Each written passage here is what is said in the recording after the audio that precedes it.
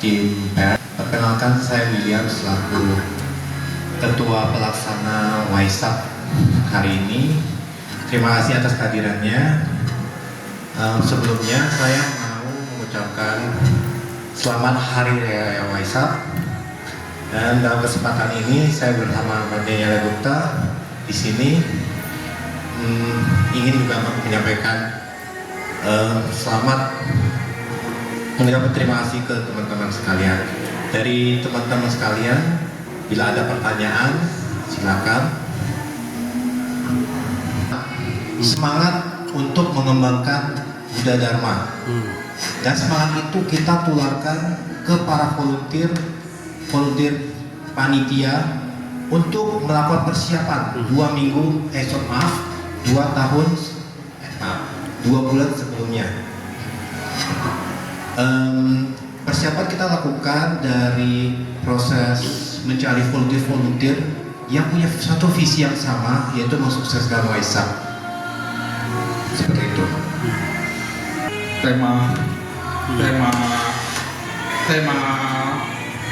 nasional kami adalah dengan semangat kebersamaan untuk Indonesia maju, ya. Nah, jadi sebenarnya seperti yang disampaikan oleh Bapak Menteri Agama tadi, core tema kita adalah kebersamaan, ya, kebersamaan dan keharmonisan. Secara kebersamaan itu adalah bagaimana hidup bersama dalam keharmonisan. Nah, ini selaras dengan ajaran Buddha tentang Saranya Dharma yang di dalam bicara tentang keharmonisan dari tubuh, ucapan dan pikiran, dan keharmonisan dalam komunitas, ya.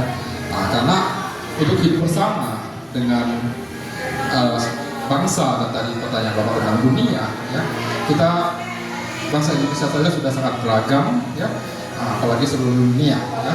Itu semangat para founding fathers kita mengambil satu semangat kebersamaan itu yang terpampang di lambang negara. Itu berasal dari kitab Negara Kartagama, kitab Buddhis yang ditulis oleh seorang Bhiksu bernama Bhutan Tular, ya,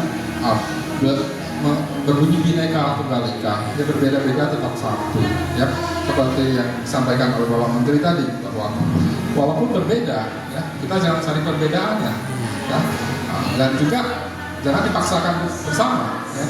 Dan justru perbedaan itu adalah indah, ya. Nah, seperti kita lihat hari ini hadir di kebaktian Waisak kami hampir 10.000 orang berasal dari berbagai golongan yang berbeda-beda, pakaiannya juga berbeda-beda, golongan ekonominya juga berbeda-beda, ya. Nah, ini melihatkan bahwa semua bisa bersama-sama dengan semangat kehadiran Buddha di dunia ini, bersama-sama hadir di Ekayana, mengagungkan Buddha, mengingat Buddha, dan membawa pulang, ya, semangat dari Buddha untuk dipraktekkan ke dalam masyarakat. Tahun ini adalah ada acara Gemilang Waisak yang dilakukan di luar wihara, yaitu di Rebecca Park, Central Park. Yang untuk detailnya ketua pelaksana panitia akan menjelaskan. Jadi hari ini kita akan mengadakan acara Gemilang Waisak di Tribeca Park, di mana acaranya sendiri kita mau memperkenalkan mindfulness activity, mindfulness reading, mindfulness walking, dan sebagainya. Dan pada hari itu juga, di sore hari, kita akan ada beberapa pembicara seperti Coba Stoa, Utami, dan sebagainya. Dan ditutup dengan kembang api juga. Dan maka karena itu acara ini kita pengen menunjukkan bahwa acara Waisak itu merupakan acara yang sangat gemilang, seperti itu.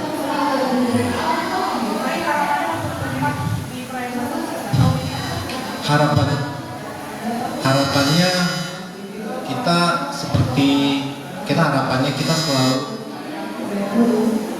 kita selalu kepada umat, kita selalu menunjuk keharmonisan antara umat beragama.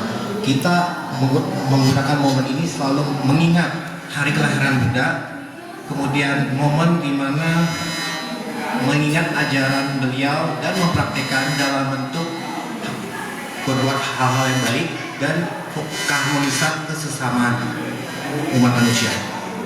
Sebenarnya harapan umat itu sudah disampaikan di pesan Waisak yang disampaikan oleh Menteri Dharma Wimala Mahathira, bahwa Waisak kita memperingati kelahiran Buddha, ya.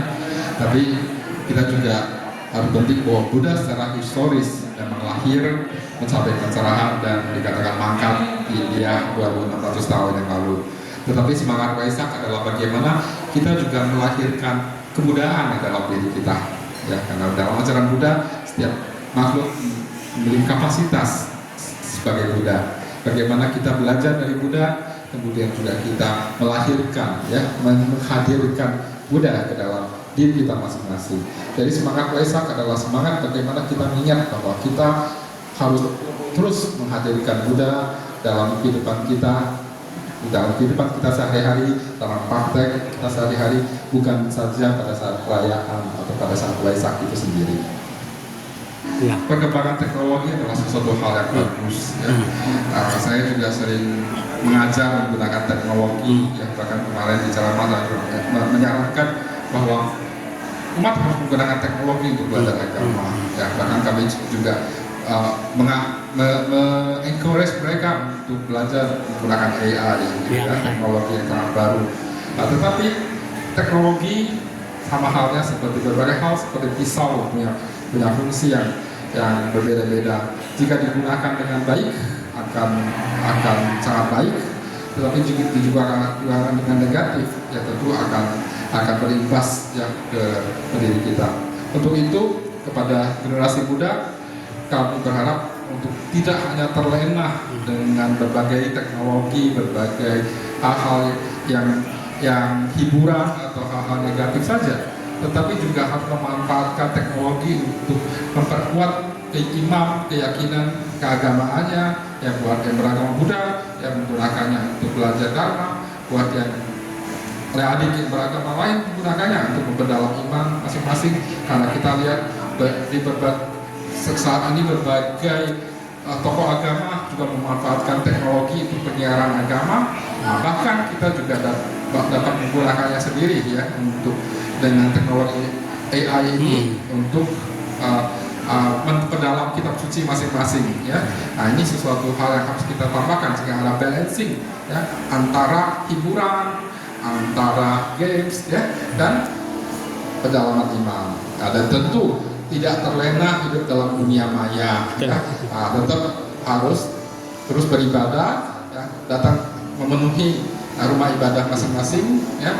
Karena kita kalau hanya di dunia maya tentu tidak cukup, ya. Siap. Terima kasih.